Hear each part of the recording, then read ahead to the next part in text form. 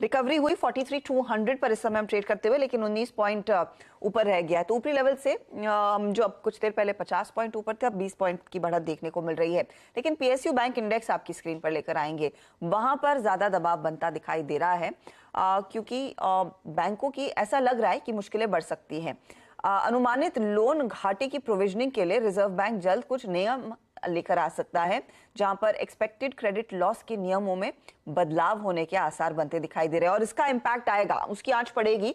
कुछ रिफ्लेक्शन आज देखने को मिला है, जैसे हम कुछ देर पहले कैनरा बैंक भी मेंशन कर रहे थे, वहां पर कल से ही पोजीशंस अनवाइंड होती हुई ऑफ कोर्स दिखाई दी, वो बैन में है, आज फिर करीब 1% की तरफ फिसल रहा है। एग्जैक्टली क्या बदलाव आएगा, क्या इंपैक्ट रहेगा, उस पर बात करते हैं। यतिन ने इनफैक्ट वो काफी डिटेल में वो रिपोर्ट पढ़ ली है। यतिन बताइए, किस तरह का असर ये पड़ता हुआ दिखाई देगा अगर ये नियम बदलता है?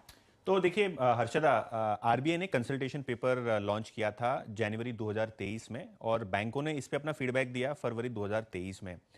ईसीएल क्या है? ईसीएल यानी एक्सपेक्टेड क्रेडिट लॉस, और इसकी प्रोविजनिंग में जो ट्रीटमेंट होती है वो आरबीआई बदलाव करना चाहती है।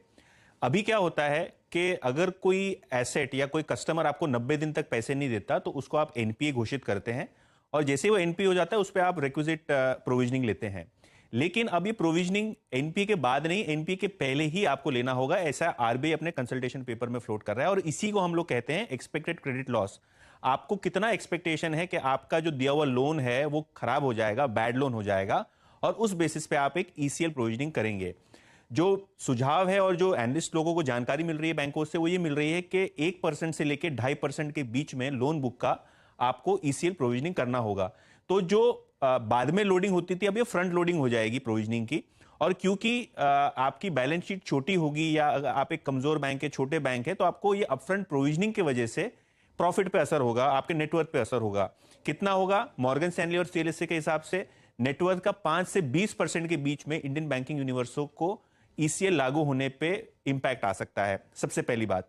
दूसरी बात, क्योंकि आप इतना प्रोविजनिंग कर रहे हैं पहले से ही, तो आपकी कैपिटल रिक्वायरमेंट्स भी बढ़ जाएंगी। इसका मतलब ये है 2-3 सालों में आपको फंड रेज भी करना होगा, इक्विटी डाइल्यूशन भी करना होगा, उसके कारण भी आपको ये अर्निंग्स जो है डाइल्यूट हो सकती है। तो बहुत सारे पैमानों पे ये पाया गया है कि जो प्राइवेट सेक्टर की बैंक है, जैसे आईसीआईसीआई बैंक, एक्सिस बैंक या पीएसयू बैंक से बड़ी वाली जैसे बैंक ऑफ बड़ौदा, एसबीआई, इन पे इंपैक्ट मिनिमल होगा क्योंकि बैलेंस शीट बहुत बड़ी है। लेकिन जैसे पीएनबी है, कैनरा बैंक है, जिनकी बैलेंस शीट छोटी है और ईसीएल के प्रोविजन इनको ज्यादा करने पड़ेंगे, तो इन पे सबसे ज्यादा असर होगा। और शायद इसीलिए आज मॉर्गन स्टैनली ने दोनों ही स्टॉक्स के टारगेट काटे हैं।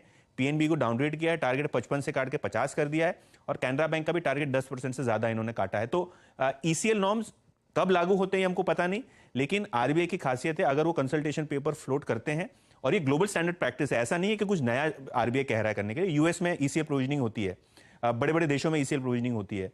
तो ये कहना कि लागू नहीं होगा, सरकार इसके पक्ष में नहीं है, बहुत सारे लोग इस पे स्टोरीज कर रहे हैं, ये बहुत फनी है क्योंकि आरबीआई जो है एक प्रोएक्टिव रेगुलेटर है, और ये जो ईसीएल नॉर्म है ये ग्लोबल स्टैंडर्ड प्रैक्टिस है, और शायद बैंकों को मौका दिया जाएगा। ऐसे नहीं कि आप 2.5% शुरू में ईसीएल प्रोविजनिंग कर दें, फेजेस में शायद ला सकता है आरबीआई, लेकिन क्योंकि कंसल्टेशन पेपर हो चुका है, फीडबैक भी रेगुलेटर को चला गया है, अब ये क्वेश्चन मार्क है कब होगा। सब कॉन्फ्रेंस कॉल में एनालिस्ट लोगों का एक ही सवाल है, अगर ईसीएल लागू होगा तो आपकी बैंक पे कितना असर होगा। और पिछले 2-3 कॉन्फ्रेंस कॉल जो हुए हैं उनमें सभी पीएसयू बैंक ने ये माना है कि ईसीएल प्रोविजनिंग अगर होगा तो इसका नेटवर्थ पे इंपैक्ट होगा, प्रॉफिट पे इंपैक्ट होगा। कितना होगा, कैसे होगा, वो तो आरबीआई डिसाइड करेगी। नॉर्म्स कभी लाती है, ये क्वेश्चन मार्क है। बिल्कुल यार, शुक्रिया। और हम